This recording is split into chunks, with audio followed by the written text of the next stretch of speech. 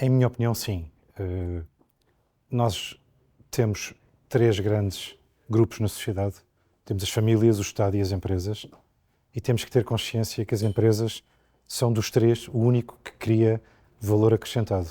O valor acrescentado significa produzir bens e produtos que valem mais do que os consumos para os produzir e que, portanto, criam valor que se traduz em mais salários e melhor qualidade de vida para os portugueses.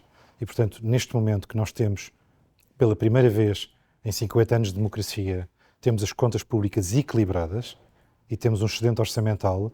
Esse excedente orçamental, para além de medidas redistributivas e de solidariedade que foram sendo feitas por este governo e pelo governo anterior, deve ser agora dirigido a apoiar as empresas para elas exportarem mais, para inovarem mais, tornarem-se mais competitivas e poderem, portanto, ter mais produtividade e pagar melhores salários aos portugueses. Portanto, para mim parece-me essencial baixar o IRC.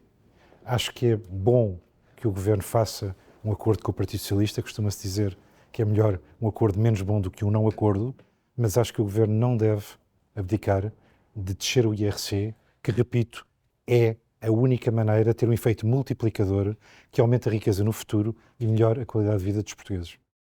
Acho que, como há pouco dizia, o mais importante é a direção. Acho que é melhor haver um acordo do que não ter um acordo. A direção é o mais importante, a intensidade da descida do IRC acho que pode perfeitamente ser modulada em função de ter um amplo apoio parlamentar que permita uma implementação sustentada dessa descida. Eu acho que as empresas internacionais são claramente sensíveis a isso. Basta ver o exemplo da Irlanda há vários anos, quando baixou a taxa do IRC muito significativamente, viu-se o impacto que isso teve no PIB irlandês. Mas para além das empresas internacionais, acho que isso também tem muito impacto nas próprias empresas nacionais, que, sendo Portugal uma pequena economia, querem exportar mais, querem ter mais cota de mercado nos mercados internacionais, e baixar o IRC permite tornar estas empresas mais fortes, a exportar mais, a inovar mais, e as exportações e a inovação são dois dos fatores que mais contribuem para o aumento da riqueza numa sociedade, para aumentar a produtividade das empresas, e normalmente a produtividade das empresas traduz-se em aumentos dos salários e da qualidade de vida dos portugueses. Exato, há aí várias perguntas nessa pergunta, mas número 1, é bom estarmos a crescer mais do que a Alemanha e do que a França. Nós temos que crescer mais para poder aumentar mais os salários e a qualidade de vida dos portugueses. Número 2, este excedente orçamental é bastante estrutural, porque foi obtido à custa da redução da despesa pública e não à custa dos impostos que asfixiam os portugueses e as empresas e que depois têm que ser revertidos. Agora, há que ter cuidado, obviamente, em que este excedente orçamental, que pode e deve ser utilizado, seja utilizado com efeito multiplicador.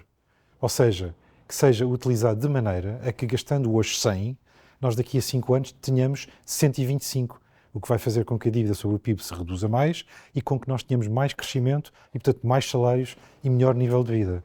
E a melhor maneira de utilizar esse excedente orçamental, repito, é no apoio às empresas para que se tornem mais dinâmicas, mais competitivas, exportem mais, inovem mais, aumentem a produtividade e, em consequência, aumentem os salários. A Alemanha, em conjunto com a França, são as duas grandes âncoras europeias e da zona euro. Eu sou um grande adepto da economia alemã e do espírito alemão de dedicação, trabalho, que os alemães demonstraram desde a reconstrução do país, com o apoio, obviamente, americano, na Segunda Guerra Mundial. Acho que a Alemanha está a atravessar uma crise importante, na medida em que os seus custos de energia se modificaram completamente, em primeiro lugar, e em segundo lugar os seus grandes mercados de exportação, como a China, estão neste momento em risco, mas eu não subestimaria a capacidade do povo alemão de se reinventar e de ultrapassar esta crise. A Alemanha tem uma dívida total do país sobre o PIB muito baixa, cerca de 180%, quando a zona euro tem 230%. A Alemanha tem uma dívida pública de apenas 60%, portanto os alemães têm muita capacidade de utilizar a política fiscal para ultrapassar este menos bom momento económico e estou muito confiante de que daqui a 1 ou 2 anos veremos a Alemanha numa situação bastante melhor.